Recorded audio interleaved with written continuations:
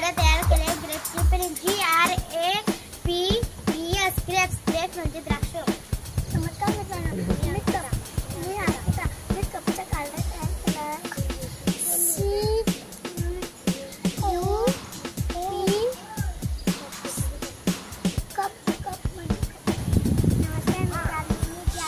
माझ्याकडे 142 कार्ड आहे।